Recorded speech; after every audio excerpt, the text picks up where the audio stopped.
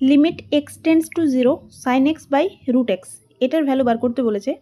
এক্ষেত্রে আমরা একটা লিমিট ইউজ করব, যেটা হচ্ছে limit x tends to 0 sine x by x, এটার ভ্যালু আমরা জানি 1 হয়। ঠিক আছে, তাহলে আমরা এই ফর্মে আগে এটাকে বানানোর চেষ্টা করব।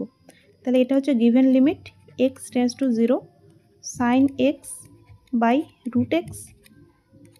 তাহলে এটাকে লিখব limit x tends to 0 sine x by x লিখে দিলাম। ঠিক আছে, আমি এটাকে ভাগ আর গুণ করে দেবো যাতে মানে ভ্যালুটা একই থাকে, আর এটা আগে থেকে ছিল।